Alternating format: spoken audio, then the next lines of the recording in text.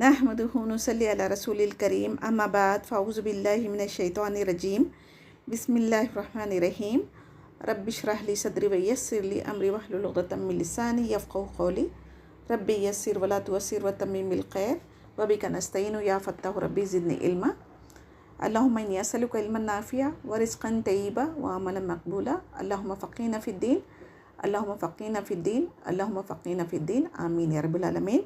अस्सलामु अलैकुम वरहमतुल्लाहि वबरकातुहू। आज हम अल्लाह सुब्हानहू व तआला की तौफ़ीक़ से सूरह अनफ़ाल शुरू करने जा रहे हैं। ये मदनी सूरत है। इंशाअल्लाह हम इसके बारे में पहले देखेंगे, फिर हम उसके बाद वर्ड टू वर्ड शुरू करेंगे। आज का हमारा लेसन है इंशाअल्लाह आयत 1 to 14 करेंगे। अनफ़ाल के कई मायने हैं। इमाम बुखारी रहमतुल्लाह अलैह ने फरमाया कि हज़रत इब्न अब्बास रज़ियल्लाहु तआला अन्हु का कौल बयान किया कि अनफ़ाल के माने गनीमतों की है, और फिर अनफ़ाल का माने नफ़िल की जमा है। ये नफ़िल यानी जिसके माने होते हैं ज़ियादा के। हज़रत इब्न अब्बास रज़ियल्लाहु तआला अन्हु से सूरह अनफ़ाल के बारे में जब पूछा गया तो आपने फरमाया कि ये ग़ज़वा बदर के बारे में नाजिल हुई। इसी तरह अली बिन अबू तलहा रज़ियल्लाहु तआला अन्हु भी हज़रत इब्न अब्बास रज़ियल्लाहु तआला अन्हु से रिवायत किया कि अनफ़ाल से मुराद वो गनीमतें हैं जो खालिस रसूलुल्लाह सल्लल्लाहु अलैहि वसल्लम के लिए थी, किसी और का इनमें कोई हिस्सा नहीं था। और एक कौल ये भी है कि अनफ़ाल माल गनीमत के 5वें हिस्से को कहते हैं। एक कौल ये भी है कि अनफ़ाल माल फ़ीक को कहते हैं, यानी इस माल को जो कुफ़ार से लड़ाई किए बगैर ले लिया गया हो, या कुफ़ार के इस जानवर या ग़ुलाम या लौंडी या साजो सामान को कहते हैं जो इनसे अलग होकर मुसलमानों के पास आ जाए। यानी नफ़ील का मतलब क्या है? ज़्यादा, फ़राइज़ से ज़्यादा जो नफ़ील कसरत से इबादतें करने के लिए कहते हैं ना, वो भी एक मायने है इसके। यानी इसलिए इसको नफ़ील कहा जाता इन चीज़ों में से जो पिछली उम्मतों पर हराम थी मगर आप सल्लल्लाहु अलैहि वसल्लम की उम्मत पर यह हलाल कर दी गई है। जिहाद का अजर तो अल्लाह ताला आखिरत में देगा, लेकिन एक ज़ायद चीज़ है जो बाज़ दफ़ा दुनिया में मिल जाती है, जैसे कि कुफ़ार से जंग करने के बाद जो माल होता, बग़ैर जंग करके जो माल आता वो। और फिर 2 हिजरी में इस्लाम की सबसे पहली जंग बदर थी ना, और माल गनीमत को इस्लाम से पहले जिसके हाथ में जो चीज़ कब्ज़े में आ जाती थी उसको वो अपना समझता था। तो इस्लाम आने के बाद ये पहली जंग थी, इसके बारे में कोई हुक्म नहीं आया था, तो लोग सहाबा में इख्तिलाफ़ शुरू हो गया था। तो जब अल्लाह सुब्हानहू व तआला ने ये आयत नाजिल फरमाई। हज़रत अबादा बिन सामत रज़ियल्लाहु तआला अन्हु की रिवायत है कि हम रसूलुल्लाह सल्लल्लाहु अलैहि वसल्लम के साथ निकले थे। मैं आपके साथ बदर में भी हाजिर हुआ जब लोगों की मुठभेड़ हुई थी। अल्लाह सुब्हानहू व तआला ने दुश्मन को शिक से दो चार किया। एक जमात दुश्मन के ताक़ुब में गई जो उसे भगाती और क़त्ल करती जाती थी, और एक जमात लश्कर की तरफ मुतवज्जा थी जो इसकी हिफाजत करती थी और इसे जमा रखती थी, और एक जमात रसूलुल्लाह सल्लल्लाहु अलैहि वसल्लम की हिफाजत का फ़रीज़ा अंजाम देती थी ताकि दुश्मन धोखे से आप सल्लल्लाहु अलैहि वसल्लम को कोई नुकसान ना पहुंचा दे। हत्ता कि जब रात आई और लोग भी अपने अपने ठिकानों पर वापस आ गए तो माल गनीमत जमा करने वालों ने कहा कि इस माल को हमने जमा किया, लिहाजा किसी दूसरे शख्स का इसमें कोई हिस्सा नहीं है। ये लोग दुश्मन की तलाश में निकले थे। वो कहने लगे यानी तुम इस माल की ज़्यादा हकदार नहीं है, क्योंकि हमने दुश्मन को मार भगाया और इसे शिक से दो चार किया। जिन लोगों ने रसूलुल्लाह सल्लल्लाहु अलैहि वसल्लम की हिफाजत का ज़िम्मेदारी ली थी, फ़रीज़ा अंजाम दे रहे थे, वो कहने लगे तुम हमसे ज़्यादा हकदार नहीं है, क्योंकि हमने नबी करीम सल्लल्लाहु अलैहि वसल्लम की हिफाजत की ताकि दुश्मन धोखे से आप सल्लल्लाहु अलैहि वसल्लम को कोई नुकसान ना पहुँचा दे, और इसकी वजह से हम मशगूल रहे थे। तो इस मौके पर अल्लाह सुब्हानहू व तआला ने ये आयत नाजिल फरमाई, यसअलूनका अनिल अनफ़ाल, यानी आपसे गनीमत के माल के बारे में दरियाफ़्त करते हैं। तो जब अल्लाह सुब्हानहू व तआला का जो हुक्म आया, अब उस पर सबको अमल करना ज़रूरी हो गया था। तो अब ग़ज़वा बदर में जब दुश्मन को शिकस्त दी गई, इस जंग में मुसलमानों की तादाद 313 थी, जबकि काफ़िर 1000 के करीब थे, और उनके पास हथियार भी मौजूद थे, जबकि मुसलमानों के पास जंगी हथियार नहीं थे, क्योंकि ये जंग के लिए नहीं निकले थे ना, तो बल्कि काफ़िले का सामान लूटने के इरादे से निकले थे, क्योंकि मक्का में लोगों के माल वगैरह सब उन्होंने छीन लिए थे ना। इसी वजह से ये लोग उसका बदला लेने के लिए, उनका माल लूटने के लिए, काफ़िला लूटने के लिए निकले थे, जो कुरैश का लश्कर अपना तिजारत का माल लेके वहाँ से जा रहा था। और कुरैश का लश्कर ही लड़ाई के लिए सामने था। बेसरो सामान की लड़ाई की वजह से जो मुसलमानों की हालत थी ना, वो बयान की जा रही है इसमें। लश्कर 3 गिरोह में तकसीम हो गया था ना, तो कुछ लोगों ने दुश्मन को भगाया था, कुछ लोगों ने माल गनीमत समेटने में लग गए थे, कुछ लोग नबी करीम सल्लल्लाहु अलैहि वसल्लम की हिफाजत के लिए खड़े हुए थे। तो मुसलमानों के जब ये 3 गिरोह ہو گئے تھے تو مال غنیمت کو لے کر وہ لوگ اختلاف کرنے لگے تھے. تو تب یہ بات نبی کریم صلی اللہ علیہ وسلم تک پہنچی تو اللہ سبحانہ تعالیٰ نے اس کا حکم نازل فرمایا. چلیں آئیے اب ہم دیکھتے ہیں ورڈ ٹو ورڈ ٹرانسلیشن. بسم اللہ الرحمن الرحیم. یسألونک وہ سوال کرتے ہیں آپ سے عن الانفال مال غنیمت کے بارے میں. قل کہہ دیجئے الانفال مال غنیمت للہ لی اللہ کے و رسول اور اس کے رسول کے. فاتقوا اللہ پس ڈرو اللہ سبحانہ تعالیٰ سے. واصلحوا اور اصلاح کرو ذات کی بینکم درمیان تمہارے. واطیعوا اللہ اور اطاعت کرو اللہ سبحانہ تعالیٰ کی و رسولہ اور اس کے رسول کی. ان کنتم ہو اگر تم مومنین ایمان لانے والے. انما بے شک جو المومنون مومن ہیں الذین وہ لوگ جو اذا جب ذکر اللہ ذکر کیا جاتا ہے اللہ سبحانہ تعالیٰ کا وجلت ڈر جاتے ہیں قلوبہم دل ان کے. وَإِذَا اور جب تلیت تلاوت کی جاتی ہے علیہم ان پر آیاتہ آیات اس کی زادتہم زیادہ کر دیتی ہے ان کو ایماناً ایمان میں. وعلی اور اوپر ربہم اپنے رب کے یتوکلون وہ توکل کرتے ہیں. الذین وہ لوگ جو یقیمون الصلاۃ قائم کرتے ہیں نماز کو. ومما اور اس میں سے جو رزقناہم رزق دیا ہم نے ان کو ينفقون وہ خرچ کرتے ہیں. اولئک یہی لوگ ہم المومنون یہی مومن ہیں حقاً سچے. لہم لیے ان کے درجات ہے عند پاس ربہم ان کے رب کے. ومغفرۃ اور مغفرت ہے. ورزق کریم اور رزق ہے عزت والا. کما جیسا کہ اخرجک نکالا تجھ کو ربک رب نے تیرے من بیتک گھر سے تیرے بالحق ساتھ حق کے. وان اور بے شک فریقاً ایک فریق من المؤمنین مومنوں میں سے لکارہون البتہ کراہت کرنے والا تھا. یجادلونک وہ جدال کرتے ہیں یعنی جھگڑا کرتے ہیں آپ سے. فی الحق حق کے بعد حق میں بعد ما تبینہ جو واضح ہو گیا. کانما گویا کہ یساقونا وہ ہانکے جا رہے تھے الی طرف الموت موت کے. وہم اور وہ ینظرون وہ دیکھ رہے تھے. وَإِذْ اور جب یعیدکم وعدہ کر رہا تھا تم سے اللہ سبحانہ تعالیٰ احدی ایک کا الطائفتین گروہوں میں سے دو گروہوں میں سے انہا بے شک وہ لکم تمہارے لیے وتودون اور تم چاہتے تھے انا بے شک غیر بغیر ذاتی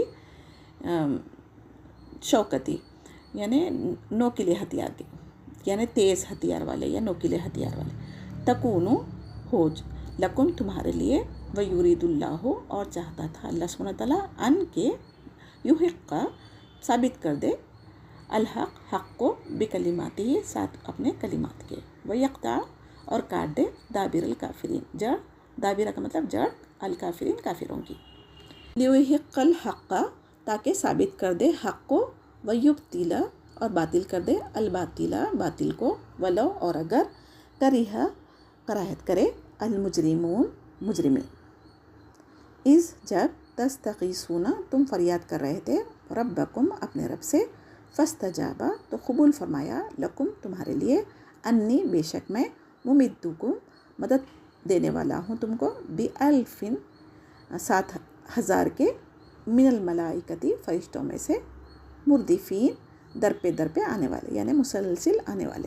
وما اور نہیں جعلہ اللہ بنایا اس کو اللہ سبحانہ تعالیٰ نے الا مگر بشرا خوشخبری. ولتطمئن اور تاکہ مطمئن ہو جائیں بھی ساتھ اس کے قلوبکم دل تمہارے. وما اور نہیں نصر مدد الا مگر من عند اللہ اللہ سبحانہ تعالیٰ کے پاس سے. ان اللہ بے شک اللہ سبحانہ تعالیٰ عزیز غالب ہے حکیم حکمت والا. اذ جب یغشیکم ڈھانپ رہی تھی تم کو نعاسا اونگ امانتاً امن والی منہ اس کی طرف سے. وینزل اور وہ اتار رہا تھا علیکم تم پر من السماء آسمان سے ماء پانی. لیطہرکم تاکہ وہ پاک کر دے تم کو بھی ساتھ اس کے. ویذہب اور لے جائے عنکم تم سے رجز گندگی الشیطانی شیطان کی. ولیربط اور تاکہ وہ باندھ دے علی اوپر قلوبکم تمہارے دلوں کو. ویثبت اور ثابت کر دے بھی ساتھ اس کے الاقدام قدموں کو. اس جب یوں ہی وہی کر رہا تھا ربو کا تیرا رب الی الملائکتی طرف فرشتوں کے انی بے شک میں معکم ساتھ ہوں تمہارے فثبتوا تو جما دو الذین ان لوگوں کو جو آمنو ایمان لائے سألقیا ان قریب میں ڈال دوں گا فی میں قلوبی دلوں میں الذین ان لوگوں کے جو کفروا کفر کیا روبا رعب فضربوا پس مارو فوقا اوپر العناق گردنوں پر وضربوا اور مارو منہم ان کو کلن ہر بنان جوڑ پر یعنی جوائنٹس پر ذالکہ یہ بِأَنَّهُمْ بوجہ اس کے جو شاقو مخالفت کی اللہ سبحانہ تعالیٰ کی ورسولہ اور اس کے رسول کی وَمَن يُشَاقِقِ اللَّهَ جو مخالفت کرے اللہ سبحانہ تعالیٰ کی ورسولہ اور اس کے رسول کی فَإِنَّ اللَّهَ تو بے شک اللہ سبحانہ تعالیٰ شدید العقاب سخت سزا دینے والا ہے ذالکم یہ بات فذوقوہ پس چکھو اس کو وَأَنَّ اور بے شک لِلْكَافِرِينَ لیے کافروں کے عذاب النار عذاب ہے آگ کا. الحمدللہ آج کا سبق ہمارا یہیں تک ہے. دیکھیں کتنے سارے ورڈ جو ہم پہلے پڑھ چکے سورہ بقرہ میں، سورہ آل عمران میں، سورہ نساء میں، وہی ورڈز تقریباً اس میں ریپیٹ ہو رہے ہیں.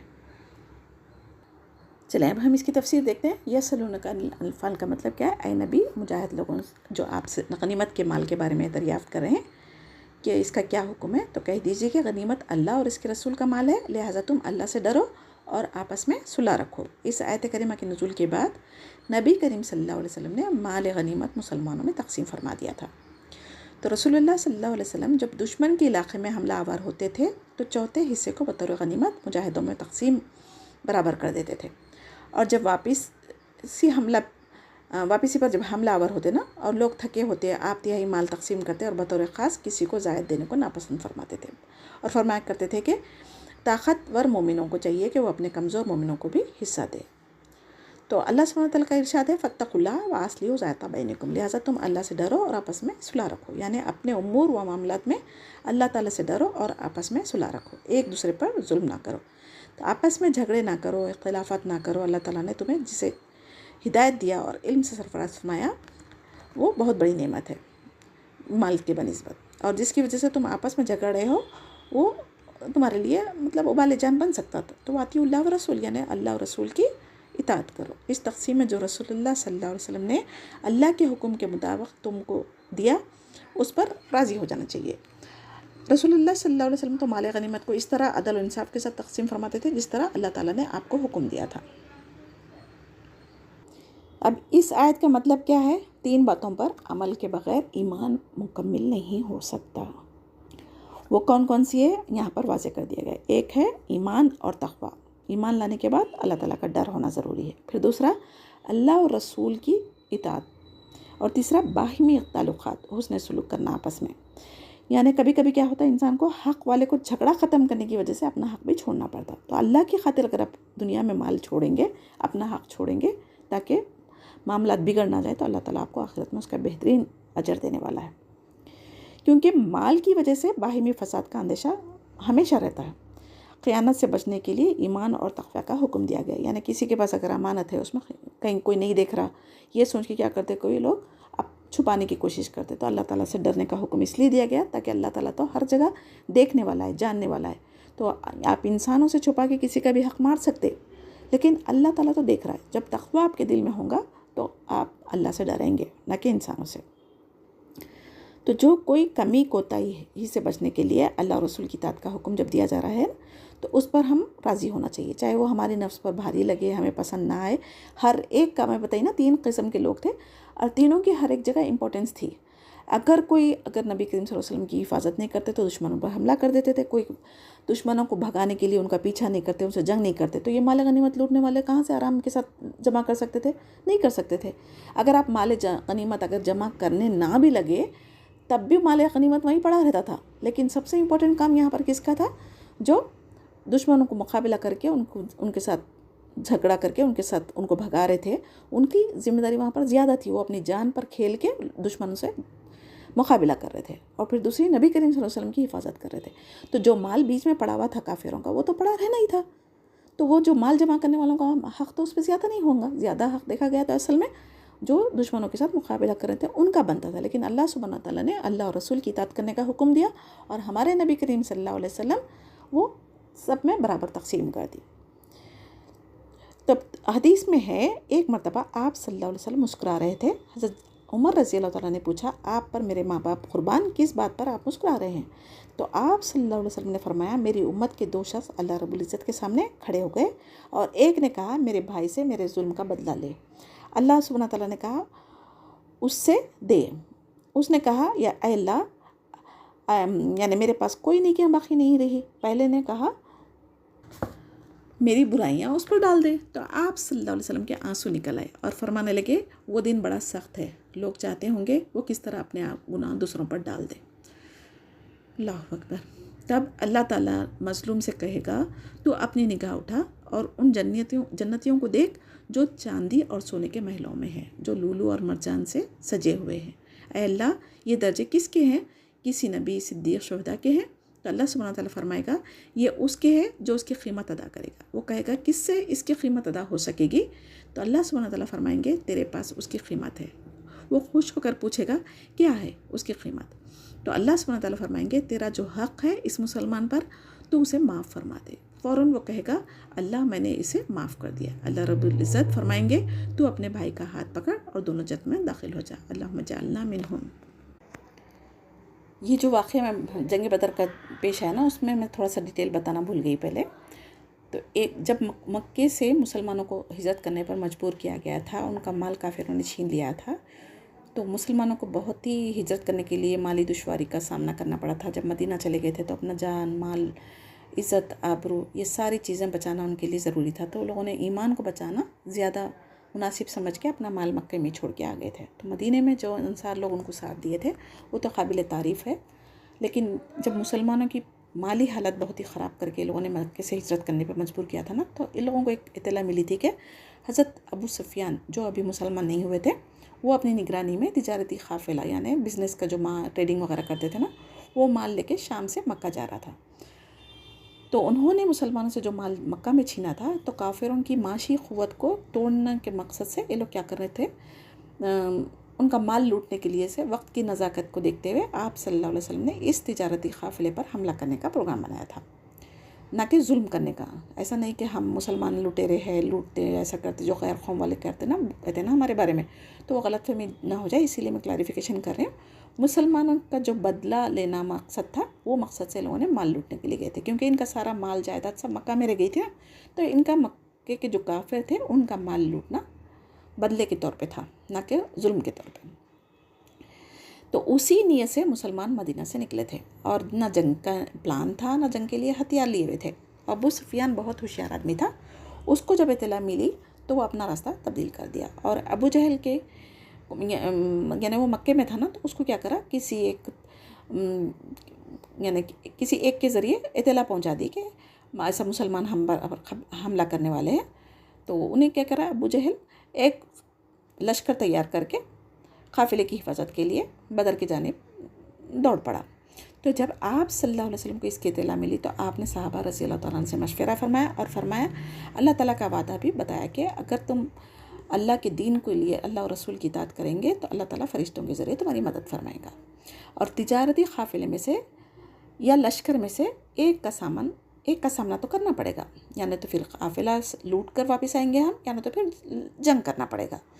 تب کچھ صحابہ رضی اللہ تعالیٰ نے قافلے کا پیچھا کرنا چاہا اور کچھ صحابہ نے آپ کے ساتھ کفار سے لڑنے کے لیے بھرپور تعاون کرنے کا اپنا ارادہ ظاہر کیا.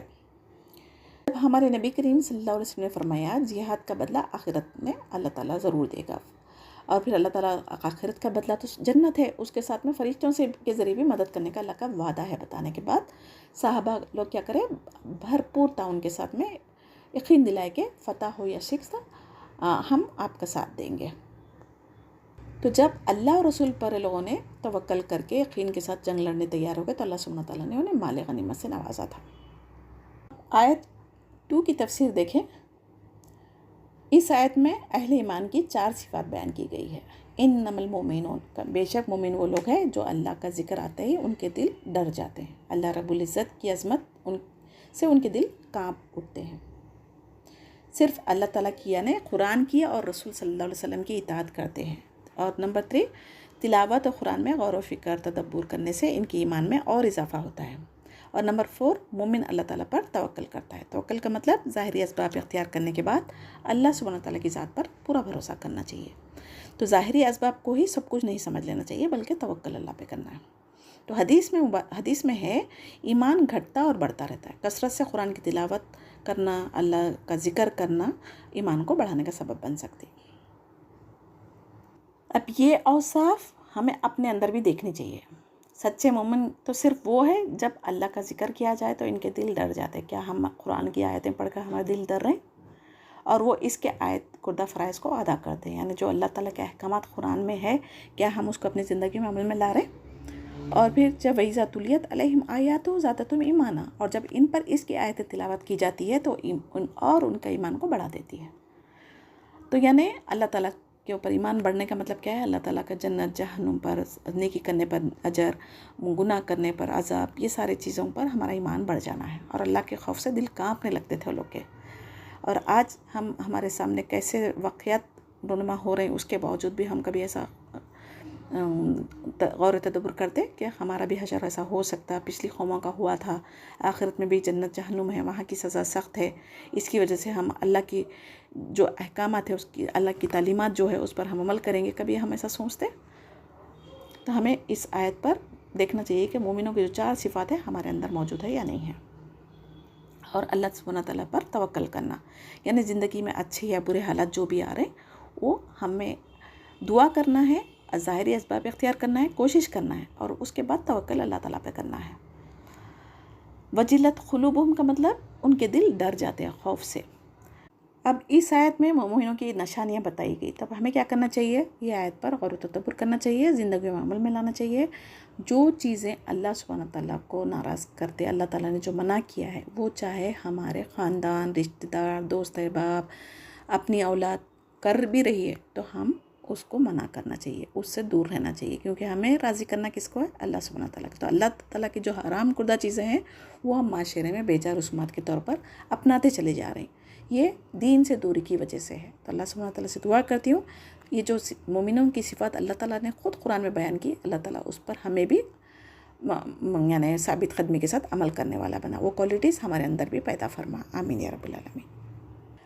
اور قرآن کی تلاوت، اب جیسا کہ رمضان میں لوگ تلاوت کرتے ہیں ویسا تو عام دنوں میں نہیں کرتے، لیکن یہاں اللہ سبحانہ تعالیٰ کیا بول رہے ہیں؟ تلاوت قرآن سے ایمان میں اضافہ ہوتا ہے، کیونکہ اللہ تعالیٰ پر ایمان بڑھتے جاتا، جیسا جیسا آپ قرآن کو سمجھ کے پڑھتے جائیں گے، جیسا آپ یہ قرآن کا کورس سیکھنا شروع کرنے سے پہلے جو حالت تھی آپ کی اور آج کی حالت میں واقعی میں فرق ہوا ہوگا انشاءاللہ۔ میں امید کرتی ہوں کہ ہمارے ایمانوں میں قرآن کا ترجمہ تفسیر اضافہ کر رہا ہے۔ اللہ تعالیٰ سے دعا کریے کہ اللہ تعالیٰ ہمیں قرآن کی صحیح معنی، تشریح، اس کو سمجھنے کا علم عطا فرمائے۔ اللہم فقہنا فی الدین کا مطلب یہی ہے نا، کیونکہ بعض کو کیا ہوتا ہے، کافر لوگوں کے کفر میں بڑھا دیتی ہے قرآن کی آیتیں، اور مومنوں کے ایمان میں بڑھا دیتی۔ تو جیسا آپ اس کے ساتھ فائدہ اٹھانا چاہیں گے، اللہ سبحانہ تعالیٰ ویسا ہی آپ کو اس سے فائدہ دے گا۔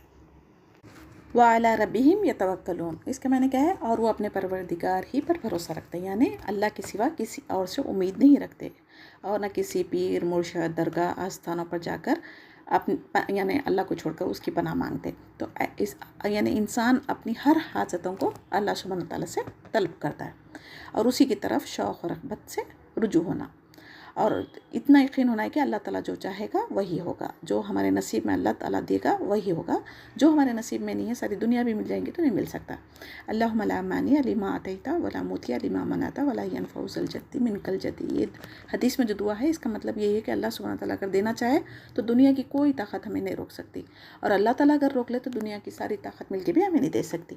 تو اتنا کامل یقین اگر مومن کو کسی مومن کو ہو گیا اللہ پر، تو کسی اور کے در کی ٹھوکریں نہیں کھائے گا۔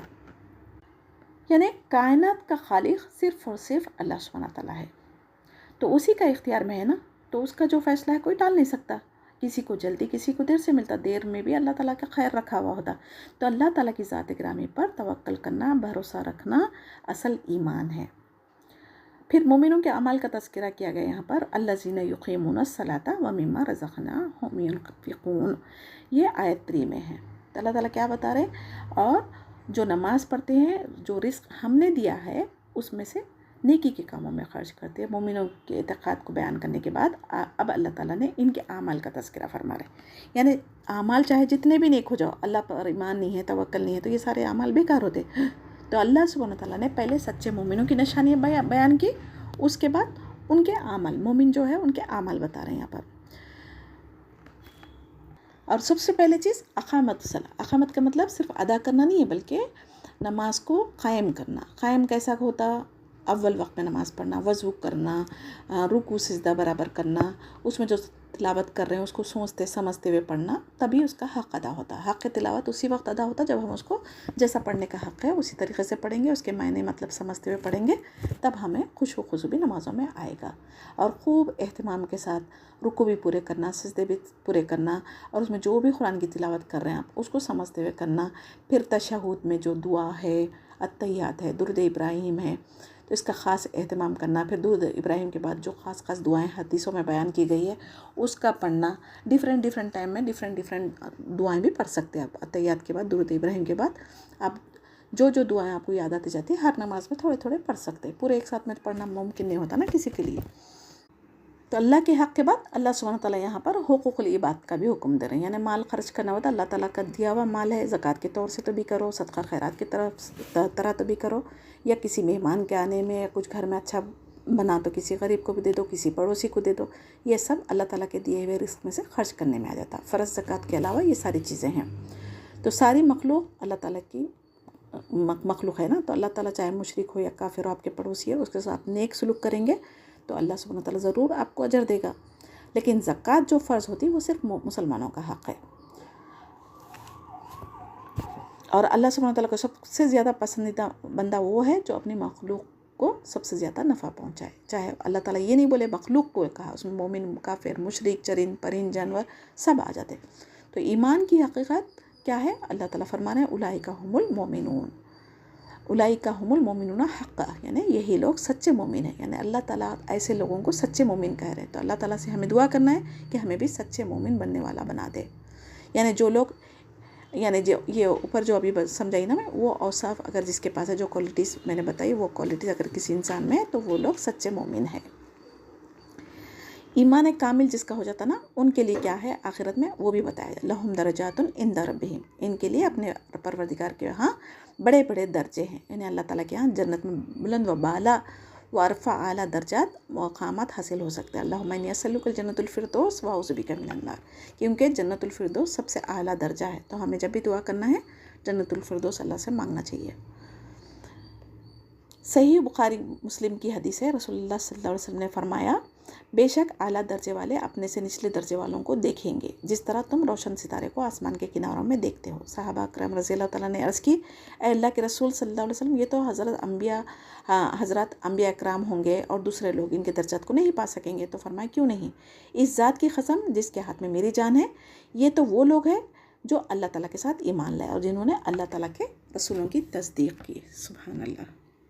ये अस्हाब बदर माल गनीमत के लिए आपस में इख्तिलाफ़ कर रहे थे ना, तो और उसके लिए बास लोग लड़ रहे थे ना, माल गनीमत में हमारा हक़ ज़्यादा है, ऐसा उनके दिलों में जब आया था ना, तो अल्लाह सुब्हानहू तआला उनको माल की मोहब्बत दिल से निकालने के लिए अपने माल को अल्लाह की राह में खर्च करने का हुक्म दिया, ताकि मोमिन के दिल से माल की मोहब्बत निकल जाए।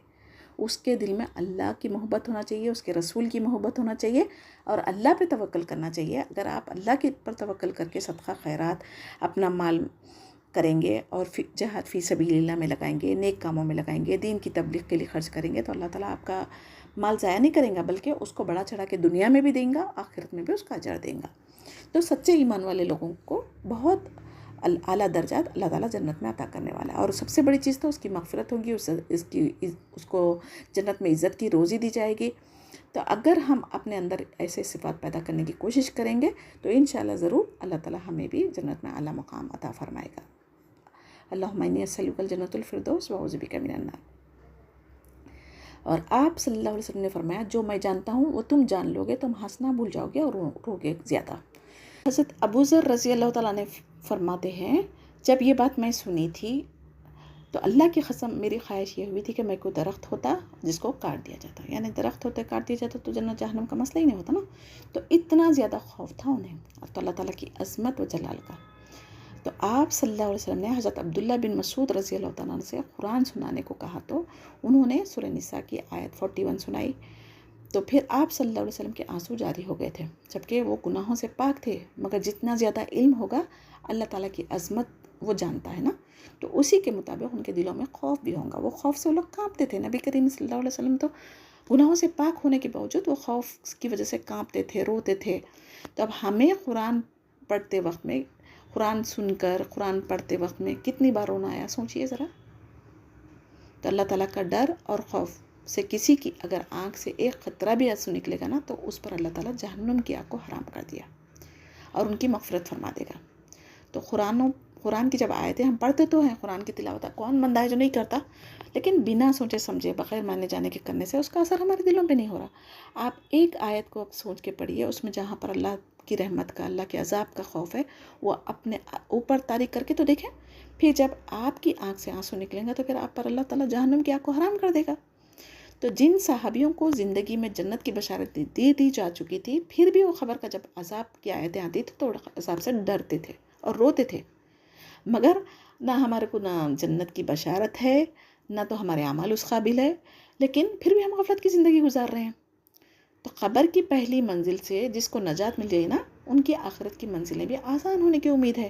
لیکن ہمیں وہ بھی نہیں پتہ ہے کہ ہماری قبر کی پہلی منزل آسان ہوگی یا نہیں ہوگی، کیونکہ ہمارے عمل کیسے ہے ہم سب جانتے. دنیا راضی کرنے کے لیے ہم اللہ کو ناراض کرتے، کئی کام ایسے ہیں ہماری زندگیوں میں. تو ہمیں سب سے زیادہ پریورٹی کس کو دینا چاہیے؟ آخرت کی زندگی پر. تو آخرت کی زندگی کے لیے ہمیں کیا کرنا ہے؟ اللہ اور رسول کی اطاعت کرنا ہے. اللہ کی اطاعت اور رسول کی اطاعت کب ممکن ہے؟ جب ہم قرآن و حدیث کو سمجھ کے پڑھیں گے. جس کو اللہ سبحانہ تعالیٰ کا خوف دنیا میں ہو جائے گا نا، وہ اپنی آخرت کو سنوار سکتا ہے. جو دنیا میں بے خوف ہوگا اس کو پھر اللہ رب العزت آخرت میں خوف زدہ کریں گے. تو قرآن کی آیت کو سن کر کافر بھی کبھی کبھی ایمان لے کر آئے تھے، کیونکہ ان کو عربی سمجھ میں آتی تھی. لیکن جو ایمان والے تھے ان کے ایمان میں اور اضافہ کرتا تھا.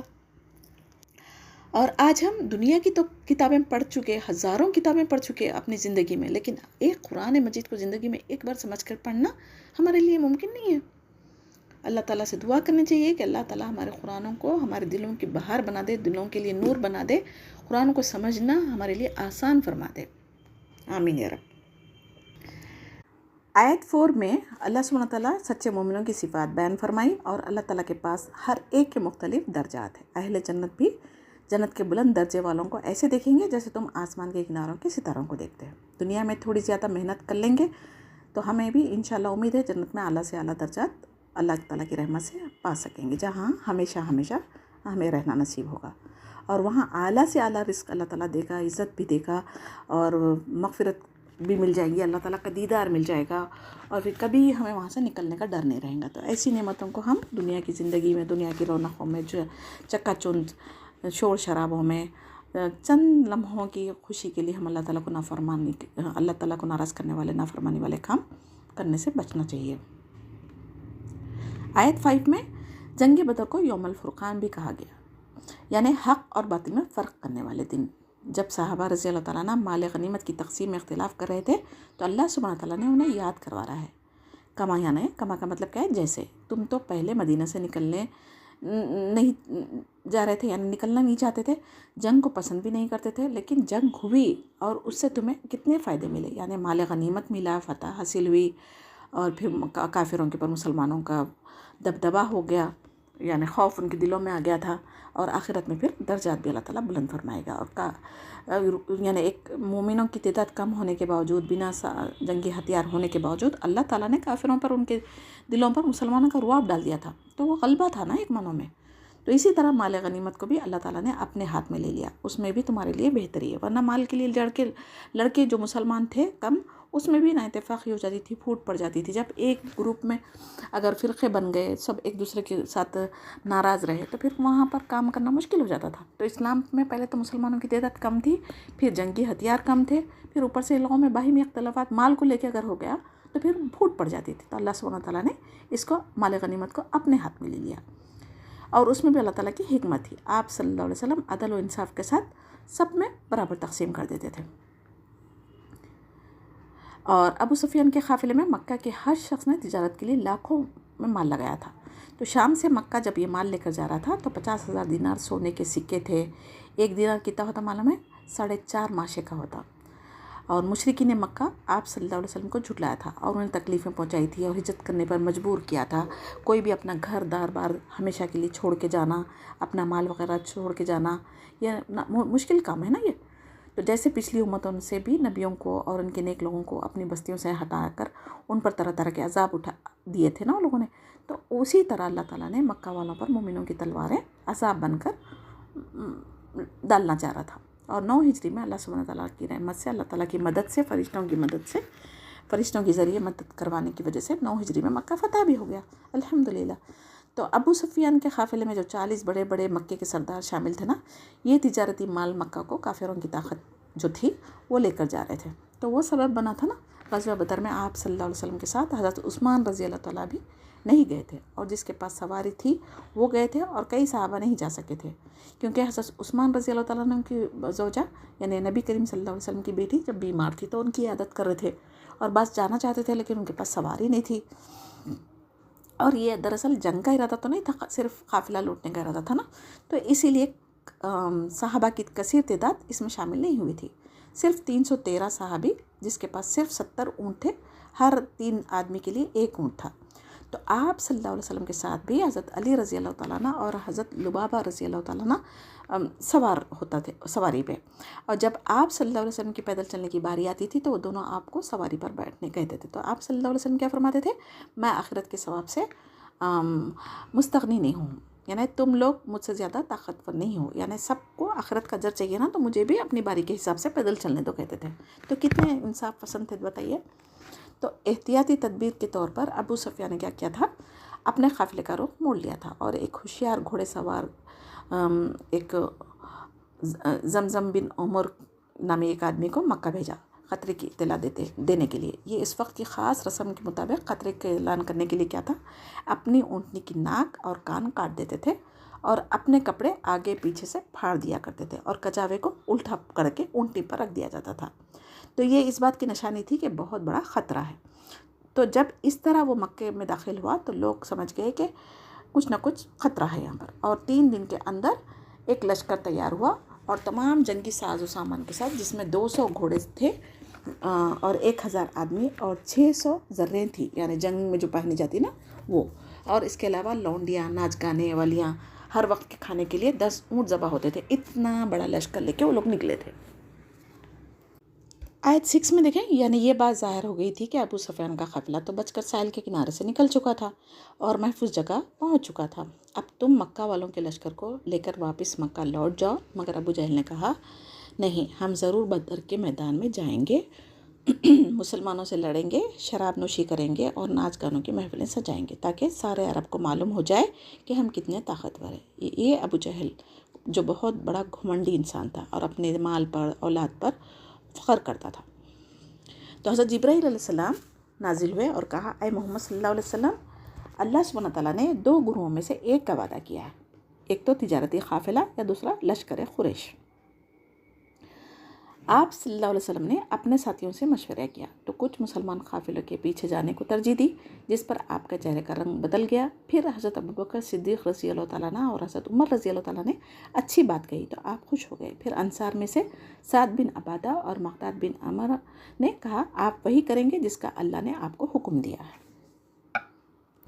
یعنی رسول اللہ صلی اللہ علیہ وسلم نے فرمایا تھا، اے لوگوں مجھے مشورہ دو، یعنی آپ کا روح سخن انصار کی طرف تھا کیونکہ ان کی تعداد بھی زیادہ تھی، اور اس لیے بھی کہ انہوں نے بیعت عقبہ کے وقت کہا تھا، اے اللہ کے رسول صلی اللہ علیہ وسلم، ہم آپ کی ذمہ داری سے اس وقت تک بری ہیں جب تک آپ ہماری بستی میں تشریف نہیں لے آتے۔ جب آپ تشریف لے آئیں گے تو آپ ہماری ذمہ داری میں ہوں گے، ہم آپ کی حفاظت ہر اس چیز سے کریں گے جس سے ہم اپنے بچوں اور عورتوں کی حفاظت کرتے ہیں۔ در حقیقت رسول کریم صلی اللہ علیہ وسلم کو یہ خدشہ تھا کہ کہیں انصار یہ نہ سمجھے کہ آپ کی امداد ان پر صرف اسی صورت میں لازم ہے کہ جب کوئی دشمن مدینے میں آپ پر اچانک حملہ کر دے، تو اس صورت میں ان پر آپ کی مدد کرنا لازم نہیں ہے۔ جب آپ انہیں ان کی بستی سے نکال کر کسی دشمن کے مقابلے میں لے جائیں گے۔ تو اس لیے رسول اللہ صلی اللہ علیہ وسلم نے جب یہ فرمایا تو سعد بن معاذ رضی اللہ تعالیٰ نے عرض کی، اے اللہ کے رسول، معلوم ہوتا ہے کہ آپ کا اشارہ ہماری طرف ہے۔ فرمایا ہاں۔ تو انہوں نے عرض کی، ہم آپ پر ایمان لائے ہیں۔ آپ صلی اللہ علیہ وسلم کی تصدیق کی اور گواہی دی کہ آپ جس چیز کے ساتھ تشریف لائے ہیں وہ بلا شبہ حق ہے۔ ہم سماع و اطاعت بجا لانے پر آپ سے پختہ عہد و پیمان کر چکے ہیں، اس لیے اے اللہ کے رسول، آپ جہاں چاہیں گے تشریف لے چلیں، ہم آپ کے ساتھ ہیں۔ اس ذات اقدس کی قسم جس نے آپ کو حق کے ساتھ مبعوث فرمایا ہے، اگر آپ ہمارے سامنے اس سمندر کو پیش کر دیں گے اور اس میں داخل ہوں کہہ کر حکم بھی کر دیں گے تو ہم آپ کے ساتھ ہے، اس میں داخل ہو جائیں گے اور ہم میں سے کوئی ایک شخص بھی پیچھے نہیں ہٹے گا۔ ہم اس بات کو قطعاً ناپسند نہیں کرتے کہ آپ ہمیں ساتھ لے کر کل ہی دشمن سے مقابلہ کریں۔ ہم جنگ میں بڑے بہادر اور دشمن کے مقابلے کے لیے بڑی جری لوگ ہیں۔ امید ہے کہ اللہ تعالیٰ آپ کی اور ہماری طرف سے وہ منظر دکھائے گا جس سے آپ کی آنکھیں ٹھنڈی ہو جائیں گی، لہٰذا آپ ہمیں اپنے ساتھ لے کر روانہ ہوں۔ تو سعد رضی اللہ تعالیٰ نے کی یہ گفتگو سن کر رسول کریم صلی اللہ علیہ وسلم بے حد خوش ہو گئے تھے اور فرمایا، اللہ تعالیٰ کی برکت کے ساتھ چلو اور خوش ہو جاؤ کہ اللہ تعالیٰ نے مجھ سے دونوں گروہوں میں سے ایک کا وعدہ فرمایا۔ اللہ کی قسم اس وقت میں دیکھ رہا ہوں کہ کفار قریش کس کس جگہ ڈھیر ہوں گے، یعنی قتل کیے جائیں گے۔ آیت 7 میں پہلے تو مقابلے کے لیے جانے سے ڈر رہے تھے اور آج مال غنیمت کے لیے جھگڑا کر رہے ہو۔ یاد کرو اس وقت کو جب تم سے اللہ وعدہ کیا تھا، دو جماعتوں میں سے آپ جس طرف بھی جائیں گے اللہ تعالیٰ آپ کو کامیابی دے گا۔ تم چاہتے تھے کہ غیر مسلح قافلہ تمہارے ہاتھ آ جائے، لیکن اللہ سبحانہ تعالیٰ چاہتے تھے کہ حق کو ثابت کر دے۔ تعداد کی کمی کے باوجود اللہ تعالیٰ نے حق کو غالب لایا اور کافروں کی جڑ کاٹ کے رکھ دی۔ یعنی ہم ظاہری فائدے چاہتے ہیں نا اکثر، مگر اللہ تعالیٰ مسلمانوں کو دنیا اور آخرت کی بھلائی دینا چاہتا ہے۔ ہم کیا چاہتے ہیں؟ آخرت کے فائدے تو بات دور کی بات ہے، لیکن جو ظاہری فائدے اب ہمیں اس دنیا میں حاصل ہوتے ہیں نا، اس کے پیچھے بھاگتے۔ تو اللہ تعالیٰ کہہ رہے کہ مومنوں کو اللہ پر توکل کرنا چاہیے، اللہ تعالیٰ کی اطاعت کرنا چاہیے، تو اللہ تعالیٰ دین و دنیا دونوں کی بھلائی عطا کرے گا۔ جیسا کہ ربنا آتینا فی الدنیا حسنۃ وفی الآخرۃ حسنۃ وقنا عذاب النار، یہ قرآن کی آیت بھی ہے اور نبی کریم صلی اللہ علیہ وسلم اس کو طواف کرتے وقت میں پڑھا بھی کرتے تھے۔ تو جب کبھی ہمیں مانگنا ہے، اللہ تعالیٰ کے خزانے میں کمی تو ہے نہیں، ہم دنیا کی بھی بھلائیاں مانگے اور آخرت کی بھی بھلائیاں مانگے۔ تو کافروں کا زور کس میں ہے؟ ان کے مال میں، دولت میں، اپنی ظاہری اسباب میں، لیکن مومنوں کا توکل کس پہ ہونا چاہیے؟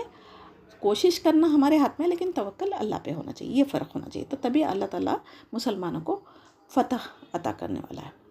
تو ہماری زندگی میں بھی جو کچھ ہم چاہتے ہیں نہ ملنے پر کبھی بھی ہم اللہ تعالیٰ سے نا امید نہیں ہونا، کفر یا کلام زبان پہ نہیں لانا، بلکہ نہ ملنے پر بھی اللہ تعالیٰ کی کوئی مصلحت ہے، اسی میں ہمارے لیے خیر ہے سمجھنا چاہیے۔ مومن کو اللہ تعالیٰ پر ہمیشہ پختہ کامل یقین ہونا چاہیے۔ آیت 8 میں اللہ سبحانہ تعالیٰ چاہتے ہیں کہ دین اسلام جو حق ہے وہ ظاہر ہو جائے اور باطل کا باطل ہونا ثابت ہو جائے۔ ہمارے نبی کریم صلی اللہ علیہ وسلم اور مسلمان لوگ جنگ کرنے کے مقصد سے تو نہیں نکلے تھے نا، لیکن اللہ سبحانہ تعالیٰ چاہتا تھا کہ قریش کے لشکر سے جنگ ہو تاکہ کفار کی شان و شوکت ٹوٹ جائے اور کافروں کی دم کٹ جائے، چاہے مشرکوں کو ناگوار ہی کیوں نہ گزرے۔ لیکن کبھی کبھی ہماری بھی زندگیوں میں ہم کچھ چیز بری سمجھتے، جیسا کہ مسلمان صحابہ لوگ بغیر ہتھیار کے جنگ کرنا یعنی نامناسب سمجھ رہے تھے، لیکن پھر بھی اللہ اور رسول کے حکم پر وہ لوگ اطاعت کرنے میں لگ گئے تھے۔ تو ہم بھی کبھی کبھی جو چیزیں ہمارے لیے اچھی نہیں لگتی لیکن اس میں اللہ تعالیٰ خیر چھپا کے رکھتا، تو ہمیں اللہ پر توکل رکھنا چاہیے۔ آیت 9 میں اللہ تعالیٰ اس وقت کو یاد کرنے فرما رہے ہیں جب جنگ میں مسلمانوں کی تعداد 313 تھی، جبکہ کافر 3 گنا زیادہ تھے اور تمام ہتھیار کے ساتھ تھے، اور مسلمان کیا تھے؟ بے سر و سامان تھے۔ اس وقت مسلمانوں کا سہارا کون تھا؟ صرف اللہ سبحانہ تعالیٰ کی ذات تھی۔ تو اب جب اللہ سبحانہ تعالیٰ سے گر گرا کر اللہ تعالیٰ سے مدد مانگ رہے تھے، یعنی دعا کر رہے تھے، تو آپ صلی اللہ علیہ وسلم نے بھی اپنے خیمے میں نہایت عاجزی و انکساری کے ساتھ دعا میں مصروف ہو گئے تھے۔ یا اللہ، اگر یہ قوم آج ہلاک ہو گئی تو ساری دنیا میں کوئی توحید بیان کرنے والا نہیں ہوگا۔ آپ کی چادر بھی کندھے مبارک سے گر گئی تھی، یعنی اتنا عاجزی انکسار اظہار و خطاری کے ساتھ آپ صلی اللہ علیہ وسلم دعا میں مشغول تھے۔ تو حضرت ابوبکر صدیق رضی اللہ تعالیٰ نے اس کو سیدھا کیا اور تسلی دی کہ آپ کی دعا ضرور قبول ہوگی، یعنی نبی کریم صلی اللہ علیہ وسلم کو تسلی دے رہے تھے کہ آپ کی دعا ضرور قبول ہوں گی اور اللہ تعالیٰ کا وعدہ سچا ہوگا۔ تمام صحابی رضی اللہ تعالیٰ نے آپ کی دعا پر آمین کہہ رہے تھے۔ تو اللہ سبحانہ تعالیٰ نے नबी करीम सल्लल्लाहु अलैहि वसल्लम की और मोमिनों की दुआओं को कबूल किया और 1000 फरिश्ते एक दूसरे के पीछे मुसलसल लगातार भेजने का मुसलमानों की मदद के लिए वादा भी फरमाया और वो आई भी मदद। तो कौम लूत के लिए भी हज़रत जिब्राईल अलैहिस्सलाम के एक पर से सारी बस्ती को उठा दी गई थी। तो अल्लाह ताला चाहते तो एक फरिश्ते के ज़रिए भी मदद करने का वादा करते थे, लेकिन इंसान को है ना कभी कभी तादाद पे भरोसा होता ना, जितनी ज़्यादा तादाद रहेंगे हम उस पर फ़ख्र करते, उस पर भरोसा करते कि हाँ ज़्यादा तादाद है तो हम सक्सेसफुल होंगे, ज़्यादा मार्क्स आएंगे तो हम अच्छे नंबर से कामयाब होंगे, होता ना। तो इंसान की फितरत के मुताबिक अल्लाह सुब्हानहू तआला ने फ़रिश्तों की तादाद 1000 से बताया, वरना एक हज़रत जिब्राईल अलैहिस्सलाम भी जैसे लूत अलैहिस्सलाम की बस्ती को उड़ा यानी आसमान तक उठा के पटक दिया था ना, वैसा ये मक्के के मुशरिकों को भी कर सकते थे।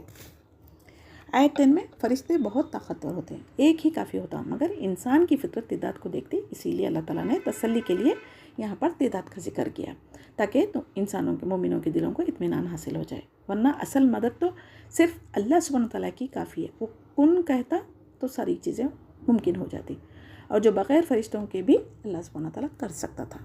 और क्योंकि अल्लाह सुब्हानहू तआला गालिब ज़बरदस्त हिकमत वाला है, अगर काफिर और भी आ गए तब भी अल्लाह ताला और फरिश्तों को भेजने का वादा किया था, यानी 1000 से लेके 5000 तक को। ये सिर्फ मोमिनों की दिली तसल्ली के लिए, ना कि अल्लाह ताला नहीं कर सकता, ऐसा नहीं है, नौज़बिल्ला। अल्लाह ताला सिर्फ कुन भी कहता ना सारी दुनिया नस्त नाबूद हो सकती। ठीक है, आयत 11 को देखें। जंग ओहद की तरह जंग बदर में भी अल्लाह सुब्हानहू तआला ने मुसलमानों पर ऊँग तारी कर दी, जिससे उनके दिलों के बोझ हल्के हो गए थे और उनके दिलों को इत्मीनान और सुकून की एक ख़ास कैफियत उन पर तारी हो गई थी, यानी सकीनत कहा जाता है ऐसे लोग ऐसी चीज़ को। और सुबह जंग के लिए निकलना था जो हथियार के साथ थे। तो जंग के मैदान में टेंशन में किसी को नींद नहीं आती, लेकिन जंग के मैदान में भी नींद आना अल्लाह ताला की बहुत बड़ी नेमत थी, इसको सकीनत कहा जाता।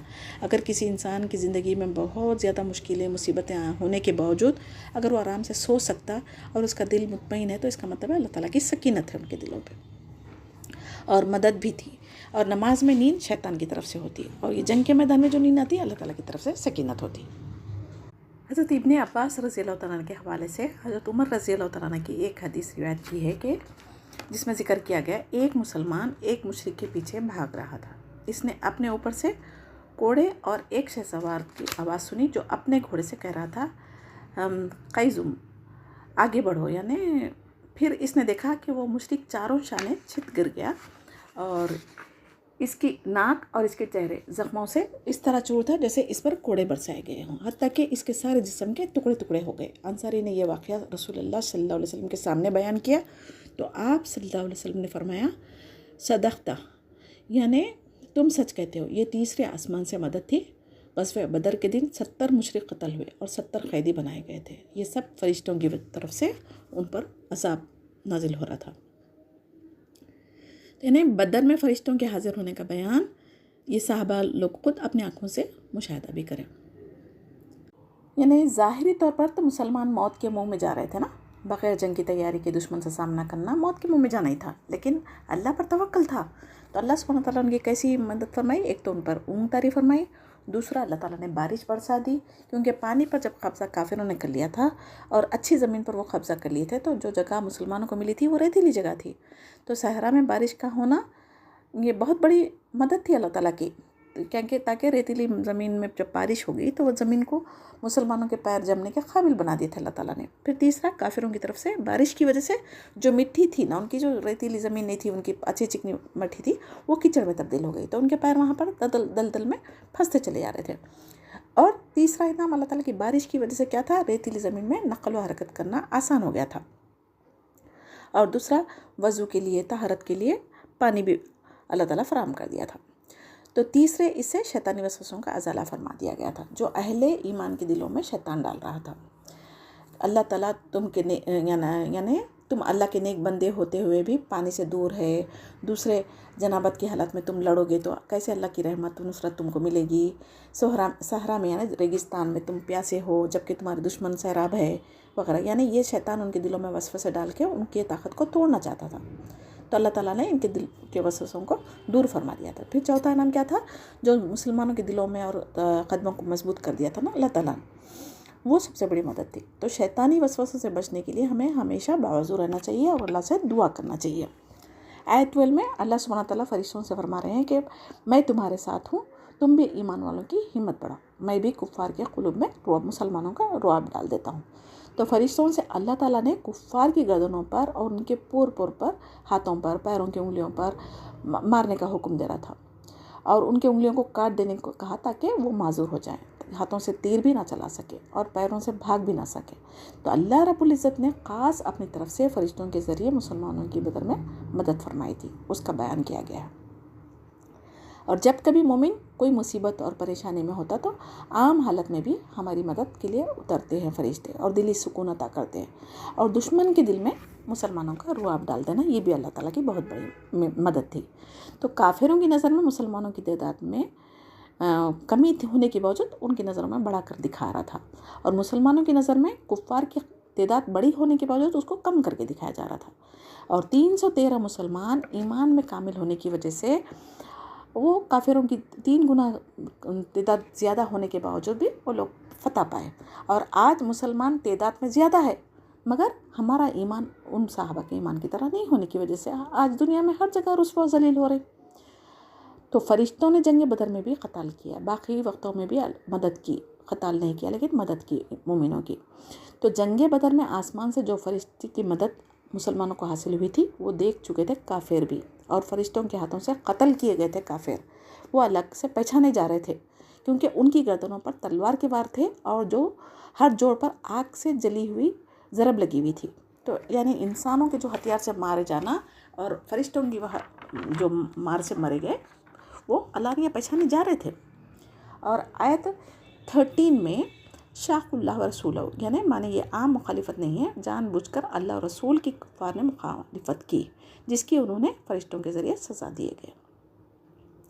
इस आयत में हमारे लिए ताकीद है और सबक है कि अगर हम भी अल्लाह और रसूल की मुखालिफत करेंगे तो बेशक अल्लाह ताला सख्त सज़ा देने वाला है।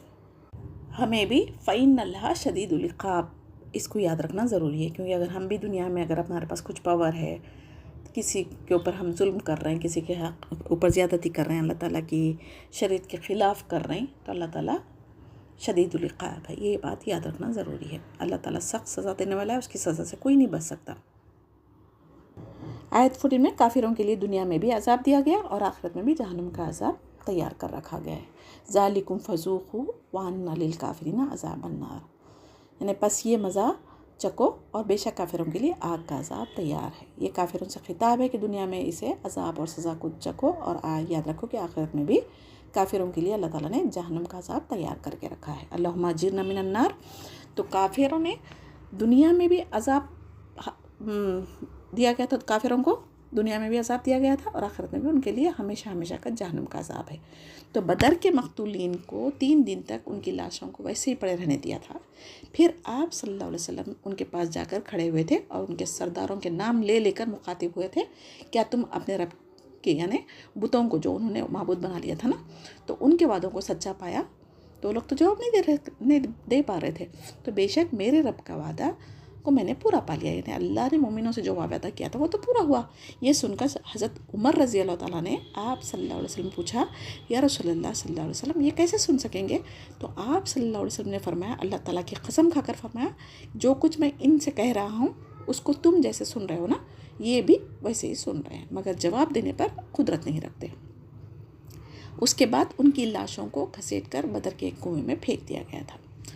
यानी अबू जहल बिन हशाम, उतबा बिन रबिया, शेबा, ये कुफ़ार के सरदारों में से थे ना, इन सब का अंजाम इबरतनाक हुआ। अल्लाह ताला ने उनको सुनवाया। ये आप सल्लल्लाहु अलैहि वसल्लम के साथ ख़ास था। अब इसका ये मतलब नहीं है कि जैसे कि आज के मुसलमान यही बात को लेकर कहते कि दरगाह वालों में जो मदफून है ना मरहूम, वो लोग सुन सकते, हमारी हाजतें पूरी कर सकते। ये सरासर गलत है। अल्लाह ताला जिसको सुनाना चाहता ना, वो अल्लाह ताला की कुदरत की वजह से था, और नबी करीम सल्लल्लाहु अलैहि वसल्लम को बताना चाह रहे थे कि अल्लाह ताला चाहे तो इनको सुना भी सकता, चाहे तो वो ज़िंदगी में भी अंधे बहरे गूंगे होकर कुरान की कलिमात से यानी फ़ायदा नहीं उठा रहे थे ना लोग। आँख कान रखते हुए भी इसमें गौर तदब्बुर नहीं कर रहे थे। जब कुरान की तिलावत की जाती तो आँखों में उंगलियां डाल लेते थे, कान बंद कर लेते थे।